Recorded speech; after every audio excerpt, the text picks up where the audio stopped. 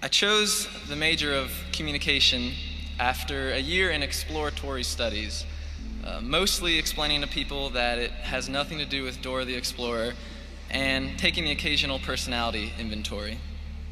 I didn't choose it for the illustrious career opportunities, but because in reality I was still undecided, and I knew that communication would help me no matter what I ended up pursuing. So I stuck it out, and here at the end of it, I can say that that was true. It hasn't just prepared me for a career, but it's prepared me for life. And one of the most important things that I've learned along the way is the value of time. I want to challenge you to really think how you will spend your time after you graduate. We live in a society that will ask you to put out maximum results in minimum time. People are always trying to make new formulas and inventions to speed things up and apply efficiency to every area of our lives. One author realized how pressed for time parents are these days and wrote a book called 1 Minute Bedtime Stories. 1 minute. What kind of a story can you tell in 1 minute? Maybe one just long enough to check that activity off the to-do list. That's what our society has come to. This busyness is also drastically changing our communication, hence the extreme popularity of social media. We replace face-to-face encounters with texting and Facebook. We replace in-depth conversations with short tweets and posts. We spend less time with our family and friends. Now, I used to think that success in life and relationships was about talent, but I've discovered that it's really about time. With time, you can learn to do anything, and you can build trust with anybody. But you really have to put the effort in. There's no app for good relationships.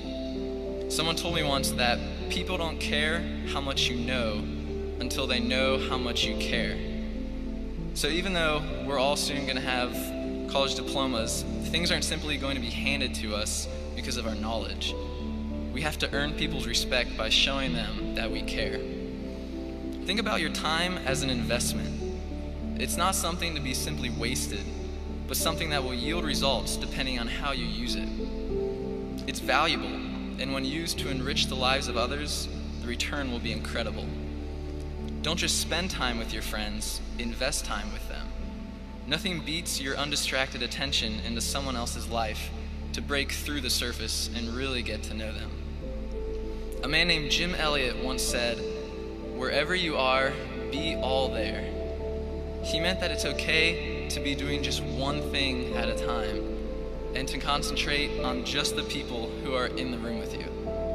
And he lived before Angry Birds and Temple Run, so his words are even more striking today. And I know some people are probably playing that in the crowd right now. Probably my brother-in-law. Despite what it seems, everyone still has the same amount of hours in a day as they did in years past. But we continually find more ways to use our time while trying to find more ways to save it. You see, you can't actually save time. You can just find different ways to spend it. So when you say you don't have time to do something, you're really saying that you're using your time for other things. One cool thing about time is that it continues on at the same pace, despite how busy we get. Maybe we need to make our pace steadier and enjoy the present moments instead of always worrying about the future. I found a music analogy, and I like it because I'm a band nerd, but I think you might like it too. In a piece of music, there are notes which make the melody, and then there are rests in between all the notes. Without the rests, the notes would be all jumbled up and smashed together, and we wouldn't know what's going on. But put in their proper places, the notes stand out and create something memorable. So as we manage our schedules, constantly spinning the plates of our many commitments, it's easy to book ourselves completely full, whether it's with fun stuff or just mandatory activities. But what we often miss is the critical aspect of rest. We need time to think, to be alone, to dream. It's the rests in our lives that make the notes even more beautiful. So fellow classmates of 2012, my hope for us is that we won't sacrifice good relationships for more relationships. I hope that we don't sacrifice making a difference in someone's life for making our quota at work. Remember that your love for someone can't be summed up in 140 characters or less. It can't be fully captured in an Instagram or posted on a timeline.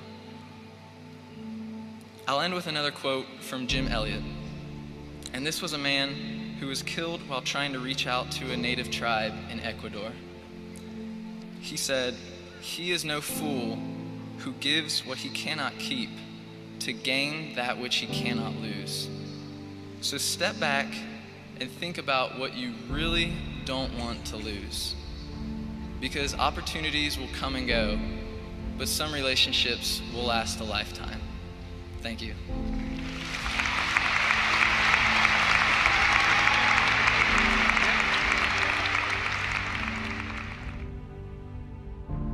There was a day that I became wealthy. I'll tell you the day, I know that day I was rich.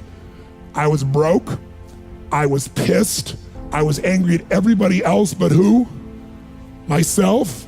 But really underneath it, I was mad at myself. I just couldn't beat myself up anymore, so I was pissed. And I had a friend that I loaned money to when I had barely enough, and I knew he needed it, and I gave him $1,200, and I'm here not able to eat. I'm down to like $25, $26, and I'm saying to him, calling him, and he's not returning my call, and I just need some money, and he's ignoring me. I didn't ignore him then, so I'm pissed, I'm frustrated. In the midst of all this, I'm also pragmatic. I got 25 and change, call it $26. What the hell am I gonna do? I don't have any plans for economics. I got overhead that's crazy. I'm living in this little tiny apartment, 400 square feet in Venice, California. So I thought, okay, when I was totally broke early on, when I was 17, I used to save my money up and go to the smorgasbord and load up for Christmas, load up for the week. So I said, I was in Venice, I'm gonna go over to Marina del Rey, where all the yachts are, and there's a place there called El Chorrito, and I'm gonna go, they have an all-you-can-eat smorgasbord, I'm gonna load up for the winter. I'm gonna get there. So I didn't drive there, because I wasn't gonna spend the gas to get there, plus I needed to walk, so I walked there. And I go in, I'm not dressed really great, but it's Marina del Rey, it's okay, and I got a place right by the window, and I can see these yachts going by, and I'm dreaming of what life could be like, and I'm starting to let go of my anger, and I'm starting to focus on what I want instead of what I don't want. How many followers say I? And that shifted me just a bit. And now I'm eating, which shifted me a lot. And I got this giant plate stacked up. And I don't know what the amount was. It was like, whatever it was, $6.95, $7.95, right? So I'm gonna do this. I could probably do this 3 or 4 times, right? Somewhere in that range. As I'm finishing my meal, this little boy comes in, dressed in a little suit. And I honestly don't know how old he'd be, probably in the 3rd grade, so maybe 8 years old, 9 years old, something like that. And he was so adorable, and he opened the door for his mother, and his mother was an attractive lady, and he came over and he pulled out the seat for her, and she sat down. And she was a pretty lady, but as pretty as she was, I was totally obsessed by this boy. He had presence at 7 or 8 years old. And it moved me. I don't know why, it moved me. And I thought, this kid is like pure. I want him to always be this way. He's such a good kid, he's a giver. So I got up and I paid for the meal, and whatever it was, $6, $7. So now I've got whatever left, $17, $18, $19. And I walk up to this little boy, and I said, excuse me. And I said, I just want to acknowledge you for being such an extraordinary gentleman. I said, I saw the way you treated your lady, how you opened the door, how you pulled the chair out. I said, that's class. I said, my name's Tony, what's yours? I don't honestly remember his name, Charlie or something. And he looked up at me and I said, Charlie? I said, that's amazing, taking your date out for a lunch like this. He goes, well, actually, she's my mom. And I said, that's even more cool. And he said, oh, but I'm not taking her lunch because I think he said he was 8. I said, oh, yes, you are. I had no plan for this. I just reached in my pocket, I took all the money I had left, $17, $18, $19, and I put it on the table. I said, you're taking her to lunch. He looked up at me and he goes, I can't take that. I said, sure you can. He said, why? Because I'm bigger than you are. And he smiled real big, and I didn't even look at his mom. I just turned and walked away. And I didn't walk out of that door. I flew home. I should have been freaking out. How the fuck am I gonna eat? But I didn't. I flew because something inside of me had finally got past scarcity, had finally realized there's something inside of us more than our limits, especially around this thing called money that I had let terrorize me. And I got home, and the mailman came that day, and I had no idea I was gonna have my next meal. And a letter comes, and it's from the guy I loaned the money to. A handwritten note saying, I've been avoiding you, it's wrong, I'm so sorry, you were there when I needed you. Here's what I owe you plus a little bit more. And the $1,200 was there, plus another $100 for the time that I had to take care of it. And for me, $1,300, that was enough to like run my show for a month or two. And I cried. And then I decided, what does this mean?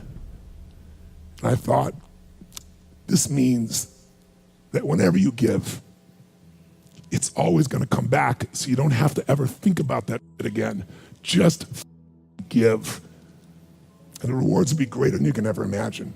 I don't know if that's coincidence, but I decided to believe that day was a blessing when I became rich. And I can tell you honestly, I've had tough days in my life, economically, emotionally, like all of us. But I've never gone back to that scarcity, I never will. The secret to living is giving.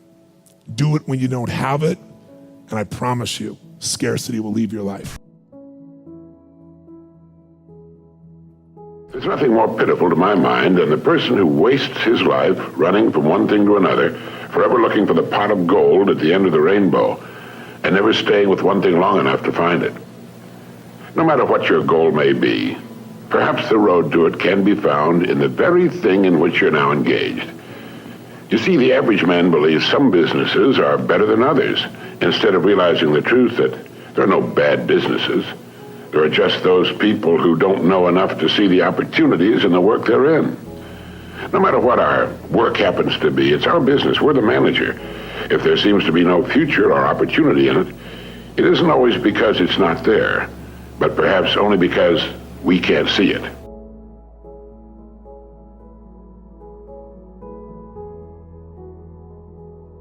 Started to pay very careful attention to what I was saying.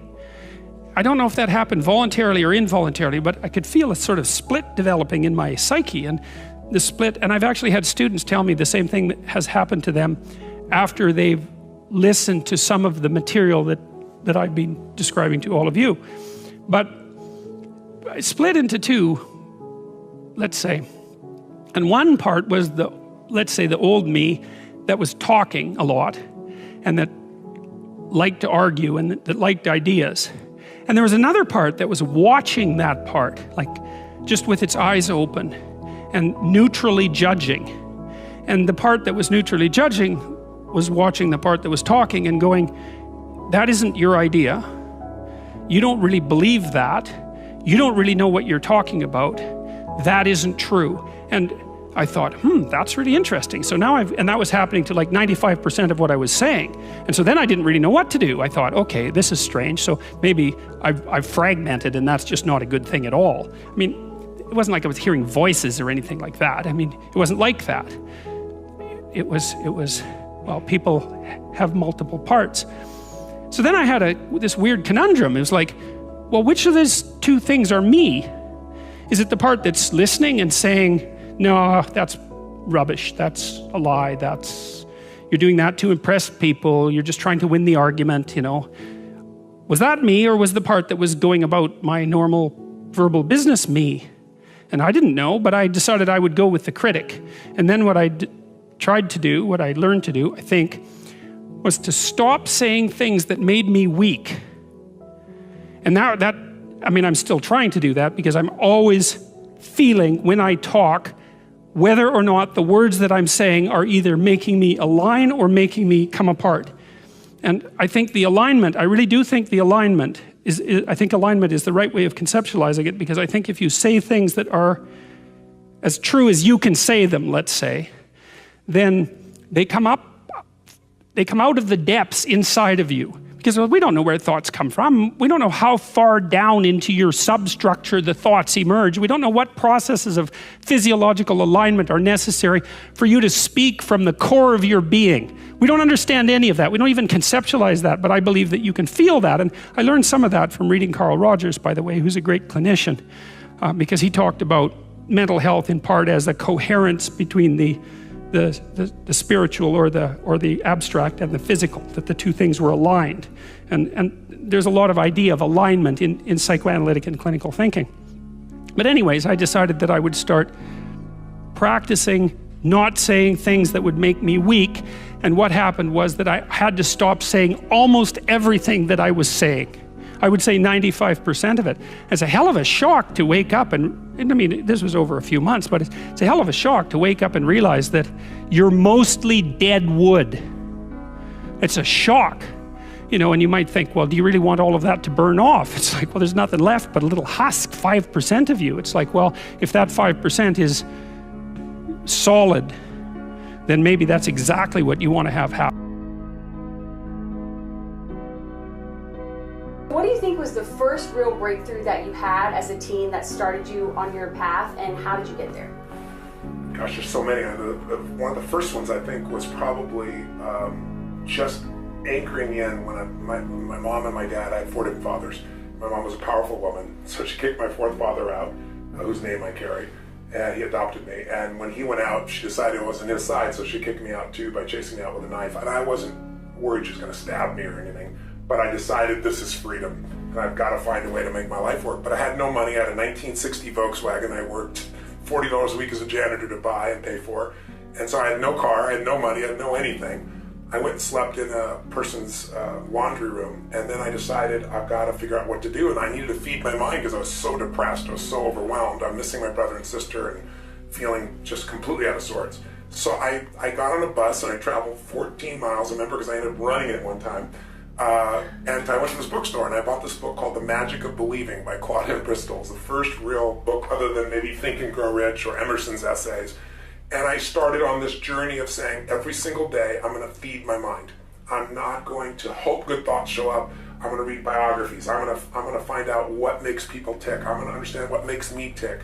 And I wanted to read a book a day, but I didn't do that. I took a speed reading class and I read 700 books over 7 years. And they were all personal development, human development, psychology, physiology. And then what I try to do is take anything that I learned and apply it. And then when I applied it, you know, I was 5'1" in my sophomore year in high school. I'm 6'7" now. I tell people the difference is personal growth. But sincerely, I became Mr. Solution because I wanted to help everybody. So I was this little fat guy, and I couldn't lose weight, and I lost weight. All my buddies are like, how'd you do that? And I said, well, here's what I did. And they lost weight, and then we all got girls. And that led to, as a young kid, you know, that led to where, you know, if you had a problem, I was Mr. Solution, especially if you're a girl, I was more motivated to help you. So the breakthrough was really understanding the power of compressing decades into days. And if someone has spent decades of their life and they compress it into a book, and you can read it in an hour or a few days, you have such an advantage, because when you learn by your own experience, it's painful and it's slow. When you learn by other people's experience, everybody knows in the financial world, other people's money is leverage, right? Well, other people's experience is more powerful than other people's money, because you can have the money and lose it. But if you get the experience, you can change it all. So I think that was the beginning for me, and it set me on a lifelong path of hunger. You know, I've never lost my hunger.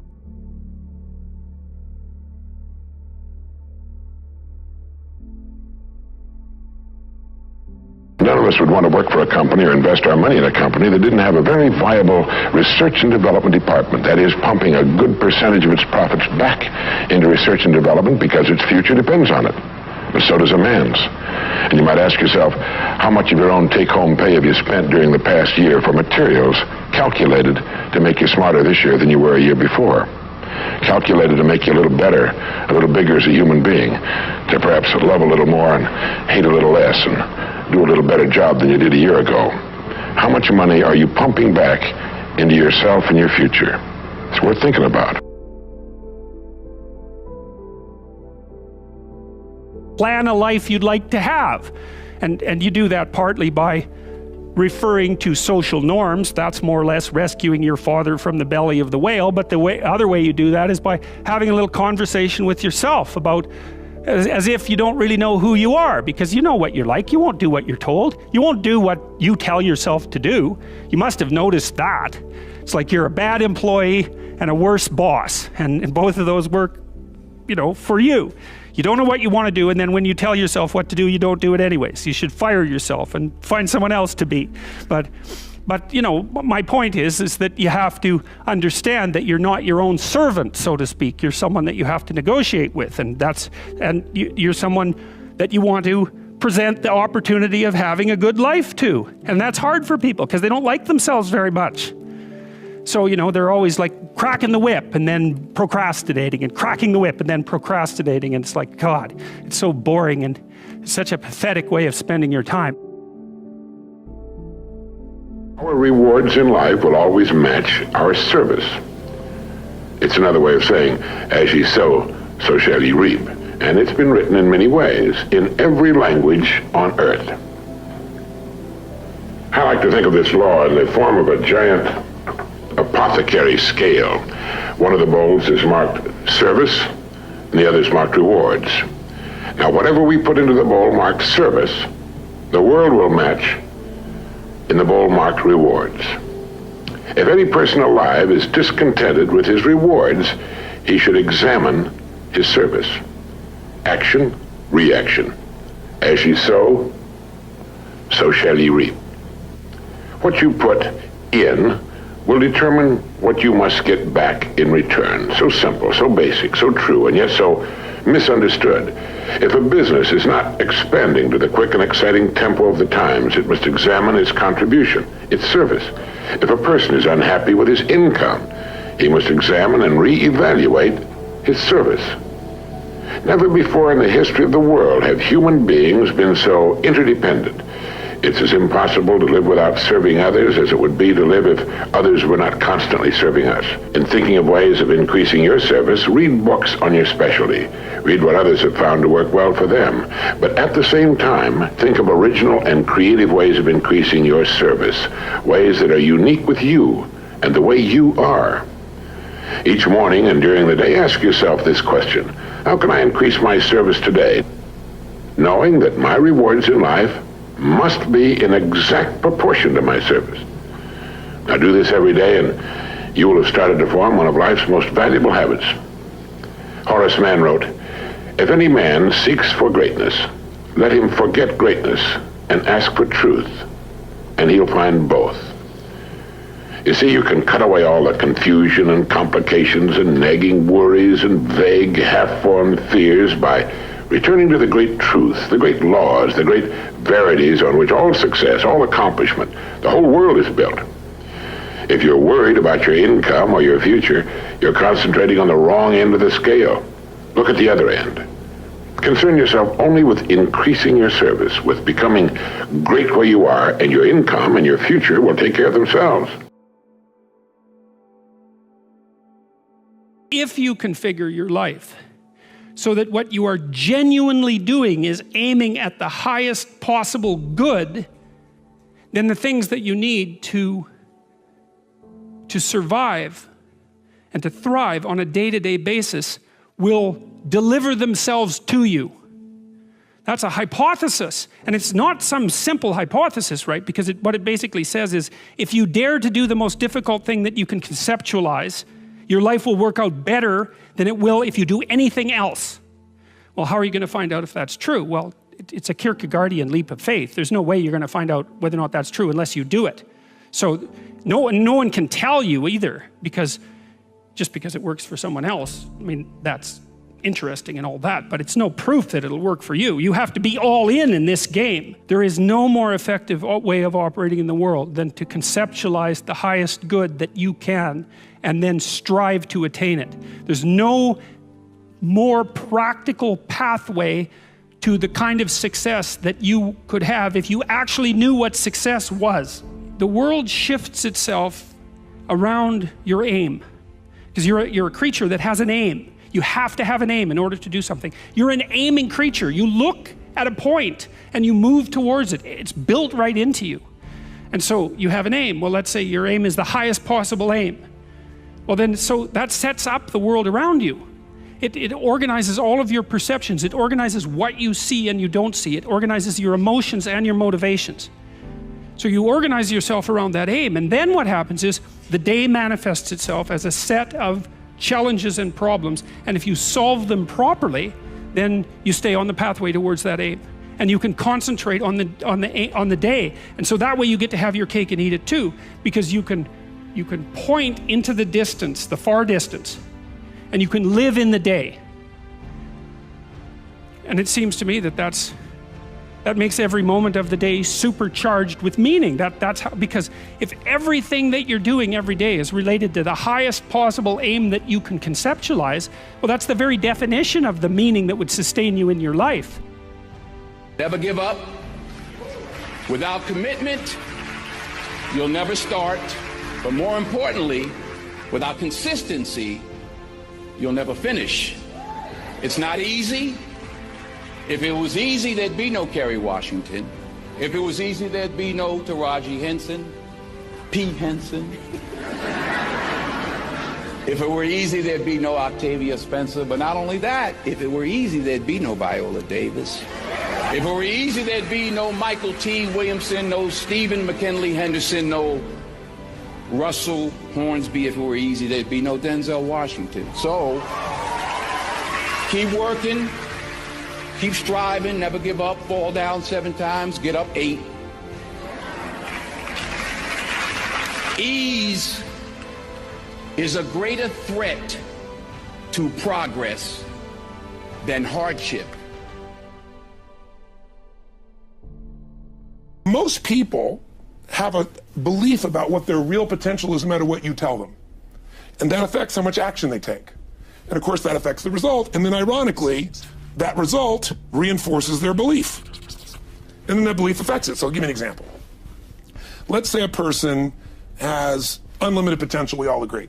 But they take little action, little results. Why? Because they have to start with a problem with their belief. They don't believe it's really going to happen for me. Maybe for Frank Kearns because he's got the cool hair and stuff, or maybe it's for you because you're so driven, but it's not me. Maybe Tony Robbins because he's a freak, got these big teeth. Whatever their thought process is, right? They got this thing, right? But what happens is, if you believe that there's very little potential, how much action are you going to take? Nothing, little. And when you take little potential with a little action, what kind of results do you get? Lousy little results. And when you get little results, what does that do to your belief? You go, see, I told you this was a waste of time, told you this wouldn't work. And then what happens? You tap even less potential, you take even less action, you get even worse results, and your belief gets even weaker. And this sucker feeds on itself until you are in a downward spiral. It's poisonous. It's poisonous and it's self-fulfilling. Now, what if something could happen that could come along and fill you with a sense of absolute certainty? Not like I believe, but mean where you know. In you guys' case, mine as well, we knew because we had to. Because we burned the boats. There was no other option. We had to find a way. We weren't going to live that way. We all did it in different ways and for different reasons, but in essence, that was it. If you get yourself in a state of certainty that this is going to work, I'm going to find the way, and if this doesn't work, I will make the way, then you tap a lot more potential. And when you're certain in your potential, you take massive action. When you take massive action, you really believe in something, you get great results. When you get great results, your brain goes, see, I told you I was a stud. I told you this thing would work out. Now you're even stronger. You tap more potential, take greater action, greater results. That's how you went from $300 in a week to $2,500 in 5 days to $100,000 in a month to $1 million in a day. Same thing with you. And we get momentum. That's why the rich get richer and the poor get poorer. Now some people go out and they go, well, I'm going to take a bunch of action. All right, I'm going to open this product. I'm going to try it. And they'll say to you, I even did it. But it's like a salesman who goes and knocks on the door, and he knocks on 100 doors and says, you don't want one of these, do you? Yeah, exactly right. You know? And even if he doesn't say it verbally, his face says it because he doesn't believe it's going to work. So his voice, his body, the execution is so weak. Maybe if he talks to 100 people, somebody's going to buy out of pity. They don't want his kids to starve, right? But he's not going to get the result. So the core difference in people is how do you produce certainty when the world isn't giving it to you? You go out and you try. In your case, you're 100,000 in debt and nothing's working. How do you keep yourself going? The way you did it, the way I did it, the way you're doing it, we may not have done it consciously, is we didn't change our potential, that was there. And it wasn't even taking more action. Taking more action with a belief it's not going to work, it's not going to change anything. We got results in our head that made us feel certain as if it had already happened. I want to recommend that you take just 1 hour a day 5 days a week, and devote this hour to exercising your mind. Pick 1 hour a day on which you can fairly regularly count. And during this hour every day, take a completely blank sheet of paper. At the top of the page, write your present primary goal, clearly, simply. Then, since our future depends upon the way in which we handle our work, write down as many ideas as you can for improving that which you now do. Try to think of 20 possible ways in which the activity that fills your day can be improved. You won't always get 20, but even one idea is good. Now remember 2 important points with regard to this. 1, this is not particularly easy, and 2, most of your ideas won't be any good. Now, when I say it's not easy, I mean it's like starting any new habit. At first, you'll find your mind a little reluctant to be hauled up and out of the old familiar rut. But as you think about your work and ways in which it might be improved, write down every idea that pops into your mind, no matter how absurd it might seem. Let me tell you what will happen. Some of your ideas will be good and worth testing. The most important thing this extra hour accomplishes, however, is that it deeply embeds your goal into your subconscious mind, starts the whole vital machinery working. And 20 ideas a day, if you can come up with that many, total 100 a week, even if you don't think on weekends. An hour a day, 5 days a week, totals 260 hours a year, and still leaves you 3,740 hours of free leisure time. Now, this means you'll be thinking about your goal and ways of improving your performance, increasing your service, 6.5 full extra working weeks a year. 6.5 40-hour weeks devoted to thinking and planning. Can you see how easy it is to rise above the so-called competition? And will still leave you with 15 hours a day to spend as you please. Starting each day thinking, you'll find that your mind will continue to work all day long. You'll find that at odd moments, when you least expect it, really great ideas will begin to pop into your mind. And when they do, write them down as soon as you can. Just one great idea can completely revolutionize your work and, as a result, your life.